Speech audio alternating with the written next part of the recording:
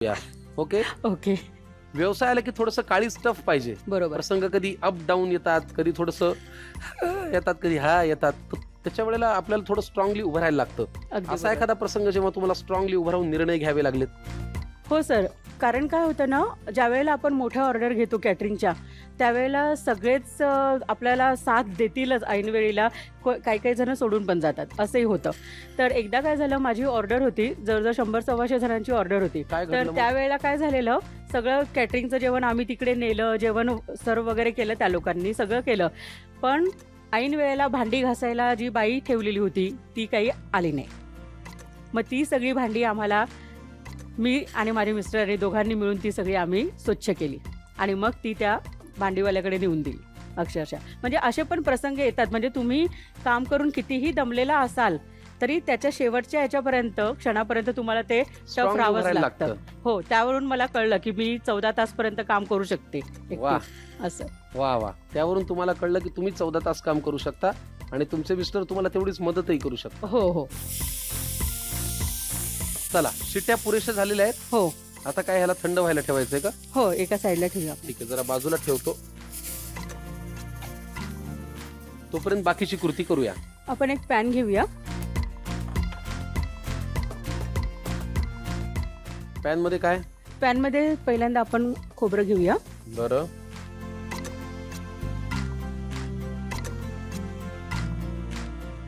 हे आता जे आपण करतोय वाटण, हे ह्या भाजीमध्ये घालायचंय का वरून? हो हो. फोडणी करताना? फोडणी करताना आपल्याला हे वाटण परतवायचंय बर आणि त्यानंतर मग ही भाजी तिच्यात टाकायची. बर. झालं खोबरं भाजून. आता काय? हो. आता ह्यामध्ये कांदा टाकूया ह्याच्यातच आपण. घालायचं का? हा चालेल, घाला, घाला. घालूया आपण याच्यामध्येच. कांदा लालसर होईपर्यंत परतावा लागेल आपल्याला. हो.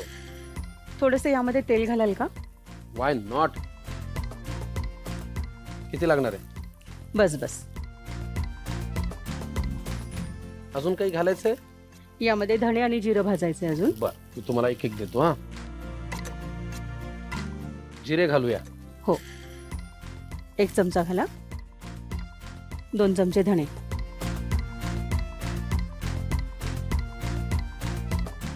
बस. खरपूस भाजून झालंय छान. हो सर. आता आपण हे थोडं थंड झालं की मिक्सरमध्ये वाटून घेऊया. पण त्याआधी त्यामध्ये आपण एक आल्याचा तुकडा आणि 4-5 लसणाच्या पाकळ्या घालूया. वा वा वा. इतकं मस्त होईल हे वाटण. हो कारण याला धण्या जिऱ्याची एक छान चव असेल, हो. लसणाचा उग्रपणा असेल, आला आहे आणि कोथिंबीरीचा स्वाद. कोथिंबीरचा स्वाद. फॅन्टॅस्टिक. वा वा वा वा वा. मस्त. ठीक आहे, आपण एक काम करूया. हे वाटायचं ना आपल्याला, हो हो. आपण एका बाउल मध्ये काढून घेऊ. येस. भाजून झाले ना छान? हो हो सर.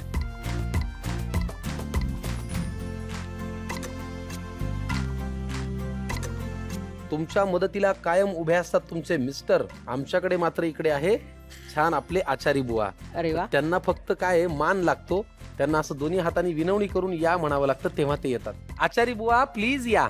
आचारी बुवा प्लीज या. येस. श्रुतिकाजींनी बोलवल्यावर कसा वेगा वेगात आलाय बघा. याचं प्लीज वाटण करून घेऊन या. हा, प्लीज याचं वाटण करून घेऊन या. धन्यवाद. मला एक प्रश्न विचारायचा आहे. व्यवसाय करायला सुरुवात केली की आपल्या मनामध्ये ध्येय असतात, काही स्वप्न असतात, ते बरोबर. टार्गेट अचीव्ह करायचं असतं. तुमचं स्वप्न काय आहे? माझं स्वप्न आहे एक डायनिंग चालू करायचंय मला स्वतःचं. अच्छा. हा. वा. कारण माझ्या आईचं जे ध्येय होतं, आईला सुद्धा माझ्या स्वतःचं एक रेस्टॉरंट चालू करायचं होतं खरं तर. पण तिला तिच्या तब्येतीने वगैरे साथ दिली नाही, त्यामुळे तिचं म्हणजे मागच्या 2 वर्षापूर्वीच तिचं निधन झालं. पण मला ते तिचं स्वप्न पूर्ण करायचंय. नक्की होईल, 100% होईल. थँक्यू व्यवसाय सर. म्हणलं की आलं स्वप्न. पण खवय्यांनो, घरची सुगरण जेव्हा स्वतःच्या पायावरती उभी राहते तेव्हा अख्खं कुटुंब होतं स्वावलंबी. हो सर. आपल्या गप्पांच्या नादामध्ये एव्हा वाटण तयार झालं असेल, आचारी बुवा पुन्हा तेच करायला लागेल. आचारी बुवा वाटण तयार असेल तर घेऊन या. किती गोड. या हो प्लीज. आले. मग तुम्हाला काय वाटलं? हे बघा. अरे वा, काय छान सुगंध आलाय वाटणाला. Thank you so much. येस. आता काय करूया? आता आपण यावर कढई ठेवूया. सांगा. आता यामध्ये आपण तेल घालूया. किती? हा हा बस. अरे बापरे, मग तू सांगितलंच नाही बस म्हणून. आता तेल थोडं तापलं की हे वाटण आपण यामध्ये परतवूया. बर.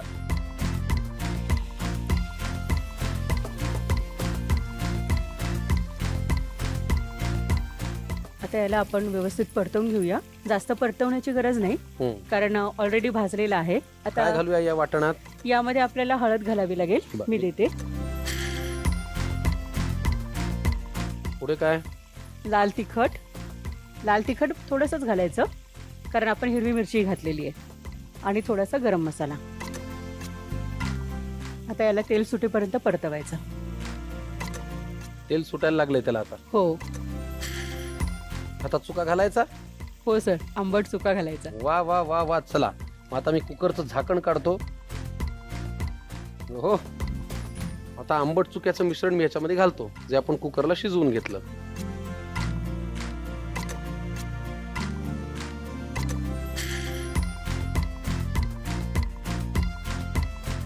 यामध्ये तुम्हाला पाणी जसं हवं त्याप्रमाणे तुम्ही टाकू शकता. मला आता गरज वाटत नाहीये खरं तर. नाही, एवढी ठीक आहे. हम्म. पण म्हणजे काही काही जणांना भाकरी बरोबर मोडून खायची सवय असते. आपल्या खानदेशातली पद्धत, भाकरीचा चुरा आणि त्याच्यामध्ये हे टाकायचं, मस्त कालवून खायचं. तसंही तुम्ही खाऊ शकता. आता आपल्याला फक्त चवीप्रमाणे मीठ घालायचं यामध्ये. येस. पुरे. पुरे. वा वा वा वा वा वा. सजावटीसाठी कोथिंबीर. हा हा हा हा. आणि वरून आवडत असल्यास खोबऱ्याचे तुकडे किंवा किसलेलं खोबरं घातलं तरीही चालेल. किती छान. आंबट चुक्याची भाजी तयार. अप्रतिम. खवय्यांनो, गॅस करतो बंद. आंबट चुक्याची डाळ गंडोरी कमाल झालेला आहे पदार्थ. काय सुगंध, काय वाफ, अप्रतिम आहे. पटकन येऊन घ्या. डाळ गंडोरीसाठी लागणारं साहित्य आणि कृती. डाळ गंडोरी 4 व्यक्तींसाठी लागणारे साहित्य: चिरलेला आंबट चुका 1 बाउल, ओलं खोबरं अर्धी वाटी, शेंगदाणे अर्धी वाटी, कोथिंबीर आवडीनुसार, तूर डाळ अर्धी वाटी, हिरवी मिरची 5 ते 7, आलं 1 इंच, लसूण 5 ते 6 पाकळ्या, जिरे 1 चमचा, धणे 2 चमचे, मोहरी 1 चमचा, बारीक चिरलेला कांदा 1 वाटी, गरम मसाला अर्धा चमचा, हळद 1 चमचा, लाल तिखट अर्धा चमचा, मीठ चवीनुसार.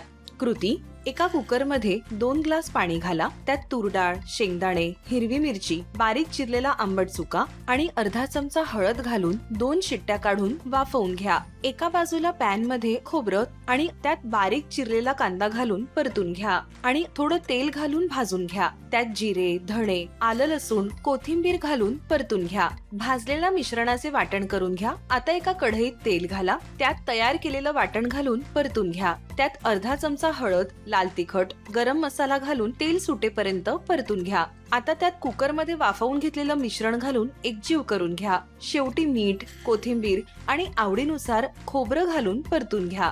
डाळ गंडोरी तयार.